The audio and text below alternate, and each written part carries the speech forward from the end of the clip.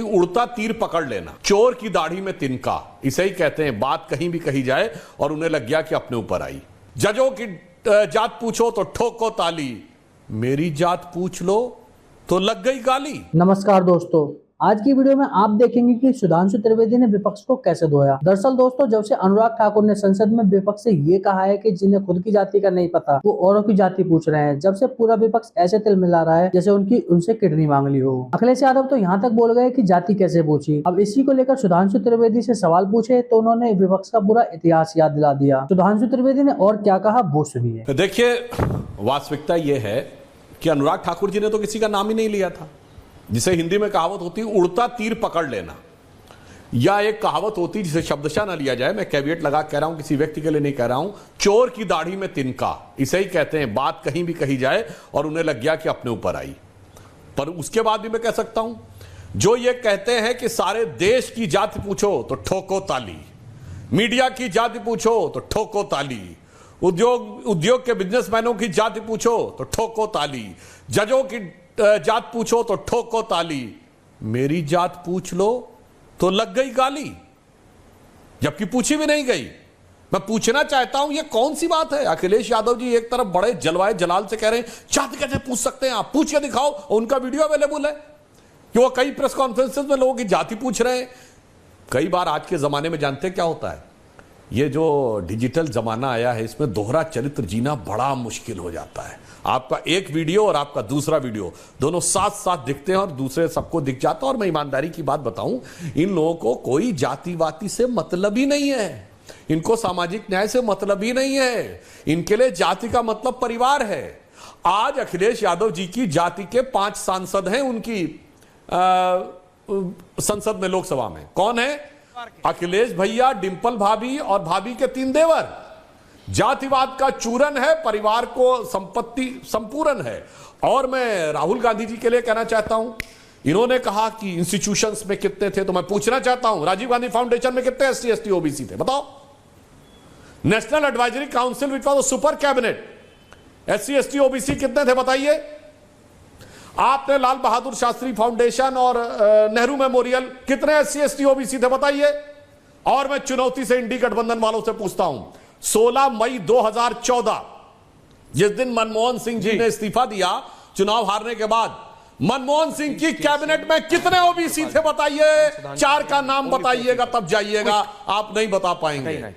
इससे दिखाई पड़ता है कि अंदर से कुछ और बाहर से कुछ और नजर आते हैं। बाखुदा आगे क्या है आप दर्शक खुद ब खुद समझ पाते हैं। देखिए, हम एक बात कहें, हमारी नीति शुरू से एकदम स्पष्ट है। हम अगर सबका साथ सबका विकास की बात करते हैं तो हमने अपना स्टैंड कभी चेंज नहीं किया है।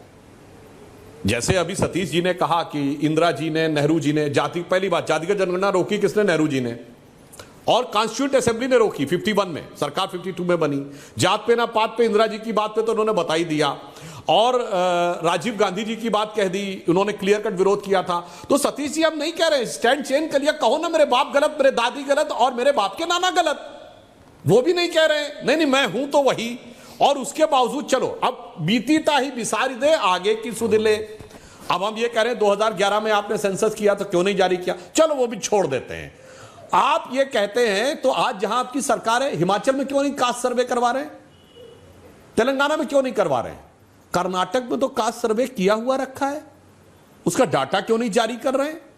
और आप हास्तीन चढ़ा चढ़ा के बोलते थे कि देखो भाई बिहार में, देखो भैया मैंने कह दिया था कास्ट सेंसस तो करनी पड़ेगी, वैसे कास्ट सर्वे था बिहार में, सेंसस नहीं था। तो नीतीश कुमार जी तो कहते हैं कि उन्होंने खुद किया था और हम भी उनको समर्थन किए थे।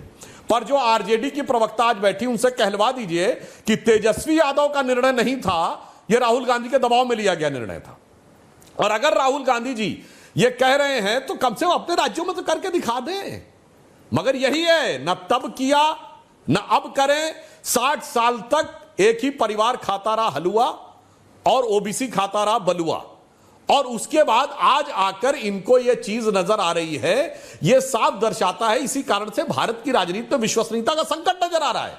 क्राइसिस ऑफ क्रेडिबिलिटी इसी को कहते हैं। जिस एकमात्र नेता हैं राहुल गांधी भारत की राजनीति के, जिसने अपनी जाति नहीं, प्रेस कॉन्फ्रेंस में जिसकी जाति नहीं गोत्र भी बताया गया है कि दत्तात्रेय गोत्र के जनेऊधारी कौल ब्राह्मण हैं, कुर्ते के ऊपर जनेऊ वाली फोटो भी दिखाई गई।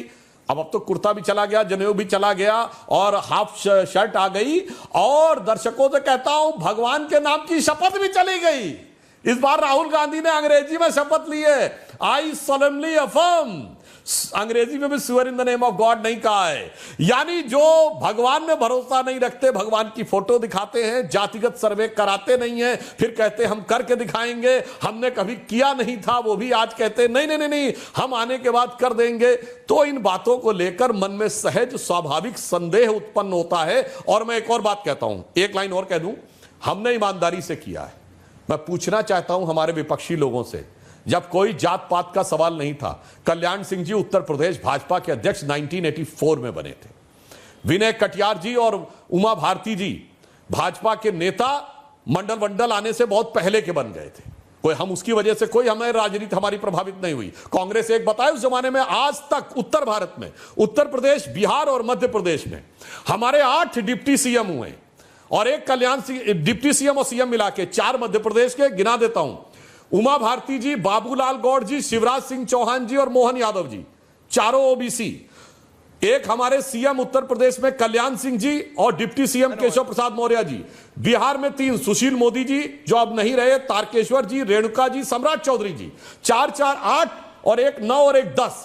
और अगर मोदी जी को ले ले तो 11। तो सिर्फ पीएम, डिप्टी सीएम और सीएम में 11 में 9 अलग अलग जातियों का प्रतिनिधित्व है। बाबूलाल गौड़ जी और मोहन यादव जी एक जाति के हैं और उमा भारती जी, कल्याण ये होता है वो एक जाति के, बाकी 9 अलग अलग के। जी, आई अंडरस्टैंड योर पॉइंट। बताएं 2 जातियां जिनके पॉइंट देखिए सतीश जी। तो दोस्तों सुधांशु त्रिवेदी ने जो कहा उस पर आपका क्या कहना है कमेंट करके बताएं। अगर डिबेट अच्छी लगी तो लाइक करें और चैनल को करें सब्सक्राइब। हम मिलेंगे अगली किसी ऐसी ही डिबेट के साथ में, जब तक के लिए नमस्कार।